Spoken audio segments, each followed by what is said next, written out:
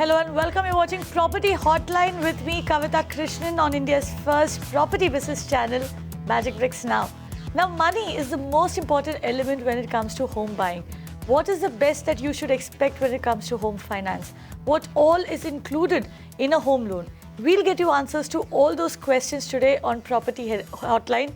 Today, with us in the studio is our expert for the day, Kartik Jhaveri he's a founder and the Director of Transcend Consulting India Private Limited. Kartik is also a reputed financial planner. Kartik, welcome to the show. Thank you.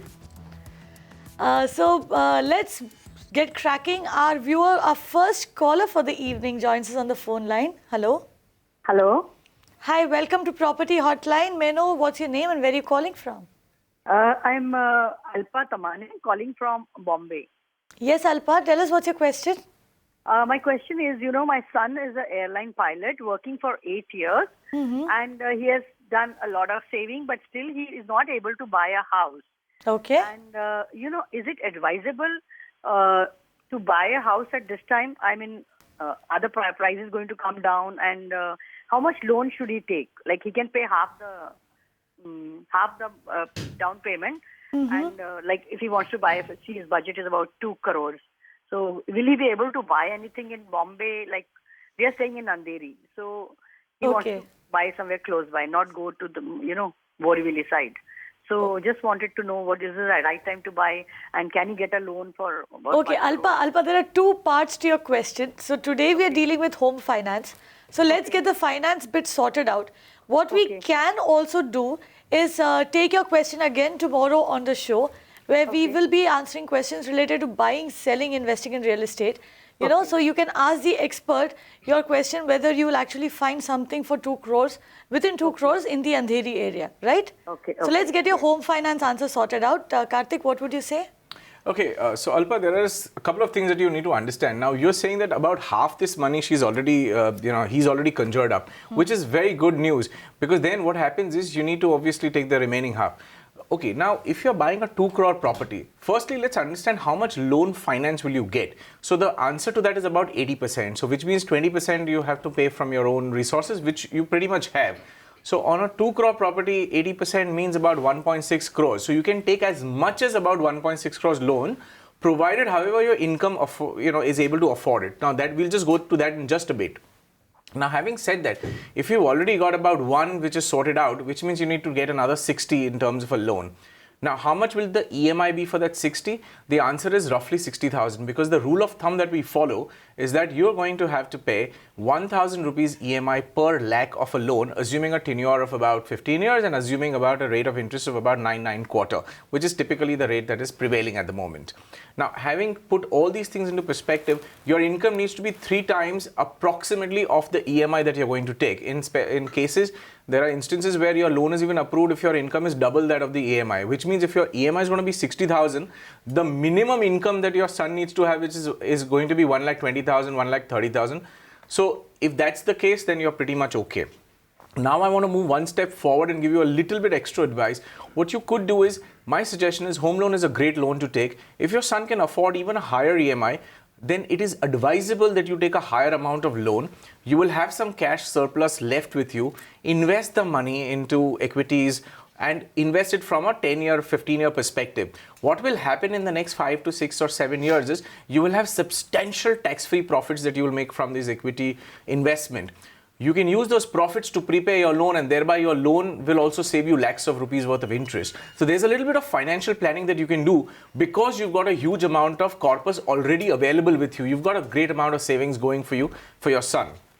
So that's a good way of doing things, rather than just putting all the money straight away into property, because your property is anyways appreciating. So we don't really mind if you actually do some alternate investment, generate profits, and then make prepayments. So think about it. If your son likes the idea, then he can proceed on that basis as well. Right, Alpa. So essentially what Kartik is telling you is to kill 2 birds with 1 stone over here. You have a lot of savings over there. 1 crore in savings is not a small sum. So use it judiciously, use part of it for the home loan and invest part of it. So you will actually create 2 assets at the same time with the same corpus. Absolutely. Okay. Right? Okay. Thank you so much. Thank you so much. Thanks a lot for calling in, Alpa. Thank you. Thank you so much. Yeah. Let's move on. We have another call on the line, I'm told. Hello. Okay, so it looks like there's a problem over there. Let's go on. We have a question coming in on email now. Arani Roy Chaudhary writes into us. Now, he says that his father is 65 years old and is a self-employed professional. He works as an LIC advisor. Now, his annual income, according to last year's IT return, is rupees 2.78 lakh. He also has some ancestral property, agricultural land, and a house at his native place. Now, he's booked an under construction flat. This is the father. Has booked an under construction flat which costs rupees 25 lakh. Now, he wants to take a home loan for the same. Will any bank give him a home loan at this age? And Arani wants to know if he can take a home loan for the same property when the house is in fact in his father's name. As per the builder terms and conditions, a property or flat, he says, cannot be co-owned or altered after booking. So the flat will stay in his father's name and the property is located in Kolkata. Now Arani is based in Bombay and his annual income is 9 lakh rupees. His age is 33 years. Okay, so, it's not as complicated as you feel. So, the solution is this. Now, your father definitely will not get a loan on his own credentials, whether you look at it from the income point of view or even if you look at it from the age point of view, the age point of view being more critical. Because you see, the bank is not interested in what your net worth is or, how much assets you have. Even if you have a 100 crore property, the bank is not really bothered about, and that's not their prime business. They are not bothered about going and selling your property and auctioning it and, retrieving their money. What the bank is interested in is earning that interest on that loan that they are going to give you, which is their fundamental business. So they are worried about where is the cash flow going to come in to support this loan. Now, ordinarily, you can be the co-applicant to the loan and you need not be the co-owner. So a lot of NBFCs and banks would allow that kind of a facility, right? So you can definitely apply, get the loan.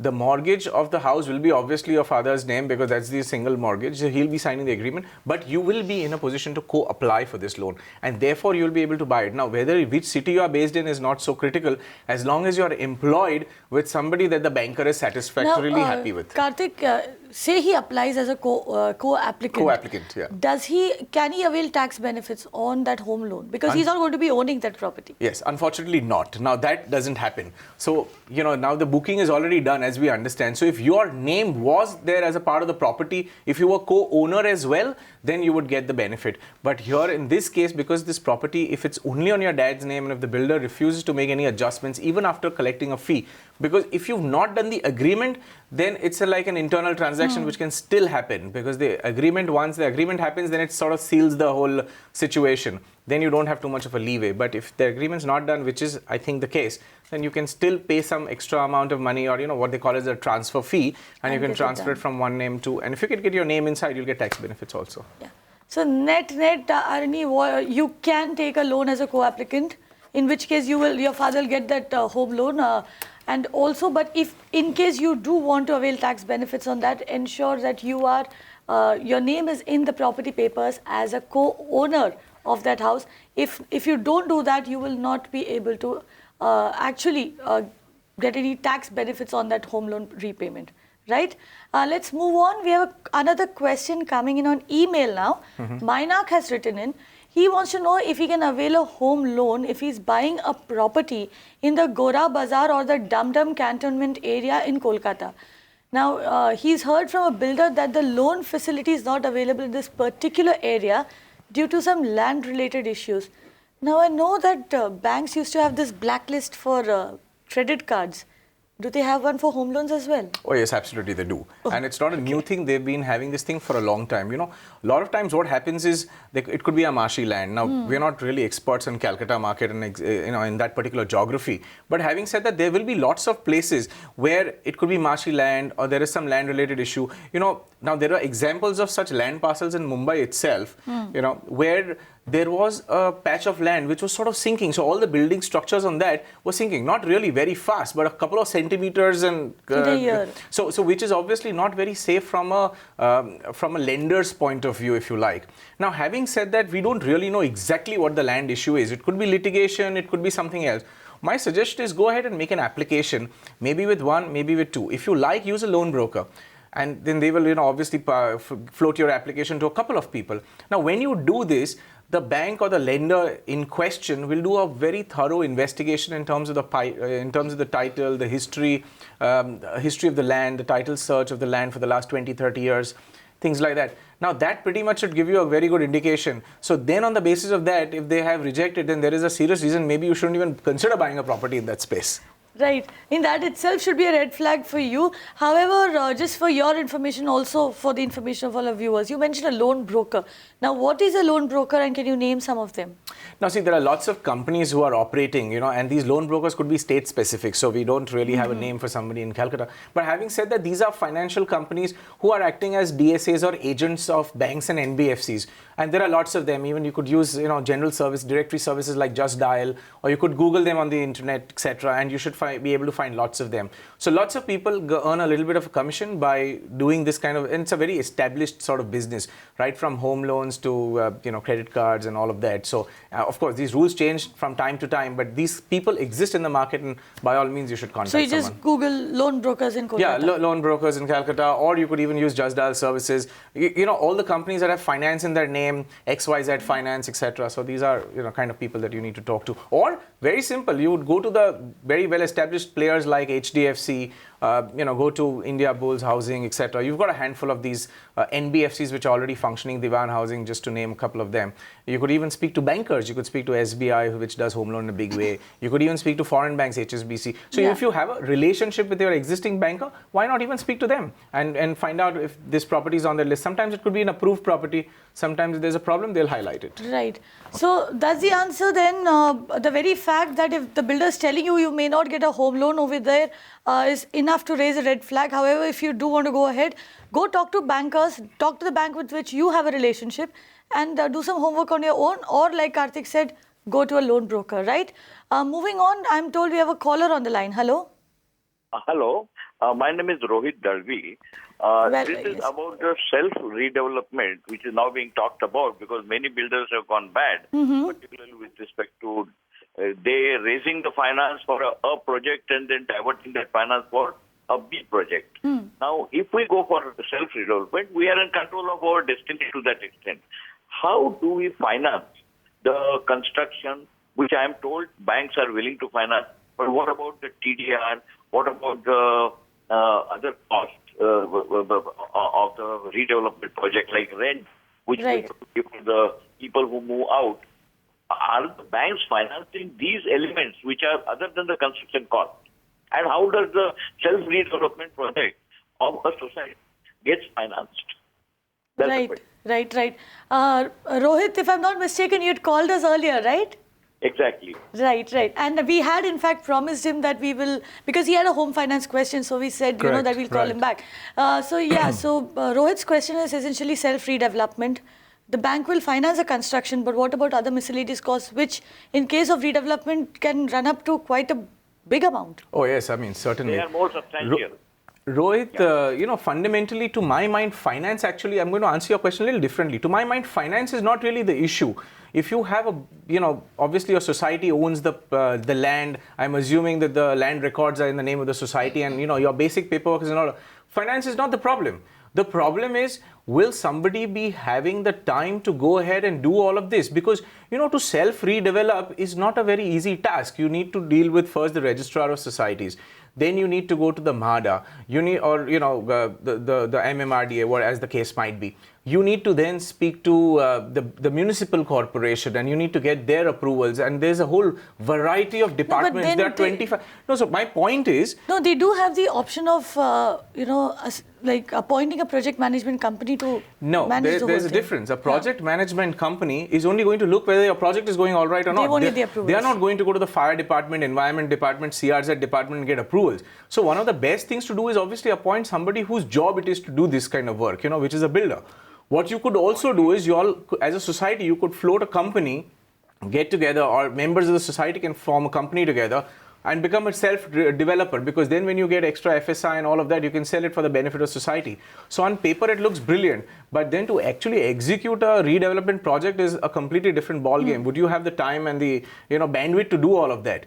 Now, talking about your prime question, whether you'll get the money for it, there are lots of private investors who are more than happy to give money to a redevelopment project. Even when you announce a redevelopment, as soon as there is a consent from the majority, which is a 70% majority from the society members, when you have a written consent for redevelopment, automatically there will be like your doors open for you getting funding. The bank will happily take your land and your structure as a collateral and then do all that. And that's typically what builders do. They would put the land and the property as a collateral and raise money against that. They would have an escrow account, they'd sell the property, receive the money. But it's a very, very arduous task. It's not a very easy thing. And it's like you rightly mentioned, it's like it could be a 5 to 10 year process. So do you really want to go down that road, or do you want to tie up with a reputed builder depending on the size and area of your plot? Make sure that your legal documents are absolutely watertight. Appoint a good PMC like you mentioned. Also appoint a good legal team to back you all up, just to make sure that you don't leave any loose ends, and that way you don't really need to risk your own capital as well, because there are people who put in their own capital, maybe if it's a small building, ground plus 1 or ground plus 2, and then sometimes you can really fund it from your own resources, or just generate or take a loan on another property and go ahead and build it. To construct, it's not so expensive, maybe 3,000 rupees a square feet, and you'll construct the shell. Right. So all that is the easy part, but to really get this whole project going, approvals, 50 different departments. But then what does the bank actually fund? So the bank will only fund the construction. So now, see, this is not like a home loan. This is not like a clear condition, right? It would depend on how much FSI is available, whether, what resources are you going to put in. Typically, the bank would fund. There are projects which they fund. All builders take financing, but then they would give a personal guarantee, or they would put some other property as a mortgage and as a collateral. They would put the basic property itself into escrow and as a secured asset for securing that finance. So in addition to that, there might be more assets also that the bank would require. Which area are you developing? What is the plan? How big is the building going to be? How much extra space? So there are lots of questions that need an answer, Rohit. And it may not be such a straightforward answer to give you that. But funding is the least of the concerns, basically. No, but since he brought up the question of funding, Kartik, if the bank is only going to fund your construction, what do you do for the miscellaneous expenses? You mentioned private investors. Wouldn't that money come at a cost? Yes, it will come at a cost, but then... I think Rohit is trying to tell us something. Yes, Rohit? The cost of TDR is pretty high. The cost of rent is also pretty high. Exactly. So these are more important costs. The cost of construction is much less. Absolutely. So is the bank willing to finance these costs? That is my typical question. Personal finance, other finance is different thing. And what Kartik mentions about the permissions and complications of BMC, etc. Let me tell you, a good contractor, once appointed by the society, will attend to all of them, which are that's a major problem, in my opinion. Right, Rohit. So we'll just get that answered very quickly because it's time for us also to go into a break. No, the bank won't finance. The bank won't finance your rental, your displacement compensation and all of those things. The bank will not finance. That's an expense that the builder normally takes on his books. Right, Rohit. So that is an expense that you will also have to take on your own books because you are planning to go in for self-redevelopment, right? Hope you got your answer there. We'll take an email next. Ratish has written in to us. He says that he's planning to buy a house in Kerala since he works there. Now, can he apply for a home loan in Chennai and buy a property in Kerala, that is another state? Will any bank provide home loan for a person who is not working in the state or city where the property is being bought? Is it actually a criteria? No, not at all. I mean, Ratish, you don't need to worry whatsoever. And for that matter, all the other viewers, today we are living in a country where, of course, the funding is being done by banks and NBFCs, and most of them have branches all across. I mean, they have a national footprint. So that's really not a problem. I mean, tomorrow, what if you were in the same state, you bought a property, and let's say after maybe 2 years of your buying a property, you get a job transfer and you have to move to another city. So does it mean that you will sell the property? Obviously not. So, what will happen is either the file moves, or as far as your banking is concerned, it just gets debited from your, you could be living in Delhi, you could have applied from Chennai and your property could be in Kerala and your Chennai account could be debited, and while you're getting money and you're earning from your Delhi employer. So, I mean, these days everything is, seamlessly integrated in this country, and I don't think there's any reason for worrying. Ratish, you can bank. You're living in an era where you can bank on your mobile phone. You're living in the digital age. So seriously, the PIN code shouldn't be a problem. Absolutely. Right? Let's move on. We have a question coming in on email. Dhanraj Narayanan sends in a query via email. Now, she says that she's a housewife. She has 2 daughters. One of them is married and employed. Now she has a plot where she wants to construct a house. When she approached bankers for the home loan, they insisted that she transfer the plot in her unmarried daughter's name, which she doesn't want to do. Now, what she asks is, what is the best way to get a home loan without giving a gift deed? Now we are sort of stuck because, see, like we mentioned a while ago on the show, that the banker is basically interested in earning the interest on that loan that he's giving you. So therefore, it is very important from a banker's point of view to be able to see a visibility of income coming in. Now, in our country, a lot of bankers, you may call them conservative, but they don't really look at the pension income. But as such, even we are not such a high pensionable sort of a society. Not everybody earns a lot of pension. You see, it's only now that we are seeing that, the new generation and the next generation, 15, 20 years down the line, will earn a sizable pension. But otherwise, this is not the case. So therefore, because there is no visibility of a cash inflow, therefore, I'm suspecting that the bank is saying that why don't you transfer it to your daughter, because she's younger, she's got time before her retirement and before her income ceases to accrue, and as a result of which she will be in a position to borrow the money as a borrower for that property, because on her name you can't earn. Of course, now how do you give it to her? You'll have to give her a part of it, or as a gift deed, you will have to transact in that fashion, transfer the property to her and then go ahead and do it. Now, very clearly she doesn't want to do the gift deed. Yeah. So is there any other option for her to raise money from the bank? Any other loan instrument that she can possibly go for? Yes, I was just thinking on that line. So what happens then is there's loan against securities that you could think about. If you have another property, again, but then it's not going to be on your name, because if you put a loan against property, again, the person has to be much younger in terms of age. So from your point of view, if you have securities, typically you will get 50% to 40 to 50% of the value of your securities. And securities here include things like shares, mutual funds, etc. If you have bond mutual funds, then you'll get as much as 90%. But then, you may as well use that money if you had it anyways. You can raise some personal loans, which will be of a smaller tenure, because it really now depends. We don't know the quantum that we are speaking of. But there are very, very limited options, so to say, from your point of view. Other than, if you have to borrow, then it'll have to be transferred. But if you have to do it on your name, then these are some personal loans. Friendly loans is another method of doing this thing. And that's about what you have in terms of your choices, unfortunately. Now let's talk about cost of funds also, because you did mention quite a lot of instruments. You mentioned loan against securities, you mentioned personal loans. Yeah. Now, home loan, we know, is one of the cheapest loan products in the market. How do the interest rates really compare when you're talking personal loans or loans against securities? So, so the next step is immediately going to be loan against property, just for the sake of completeness. So that range will be pretty much like the home loan itself, and you'll get a very long tenure with it, which is the advantage. Then next, the loan against securities will be somewhere in the range of about 11%, give or take, 0.5% to 1% on either side. The thing to note about loan against securities is you only have to pay the interest. You're not under obligation to pay an EMI sort of a thing. So that's a little facility if you like. What will happen with the personal loan is that you will have to pay an EMI. The tenure will be very small, the EMI will be very big, and you will have to pay interest plus principal both together. So to my mind, a lot of times loan against securities turns out to be like a wonderful thing to do. So if during retirement and at that point of stage, if you've already built up a sizable corpus, then, and say you have shares, say you've got mutual funds, and they come to a great advantage when you want to raise these things. It's like an overdraft account. It's like anytime money, really, if you wanted it. Take as much as you want. You're not under obligation to use all of the funds. If your portfolio is say 50 lakhs and your approval will be 25 lakhs, but you're not under obligation to take the entire 25 lakh. If your need is just 5 lakhs, take 5. Pay the interest for that much, pay it back. If you need 10 later on, do it. And you just have to pay like an annual account maintenance fee. So it's a beautiful product. And I think, it could solve problems for a lot of people. Right, that's your answer there. If you have a sizable corpus, then loan against securities is probably the way to go. You can also look at a loan against property. But like Kartik said, again, that loan will not be in your name.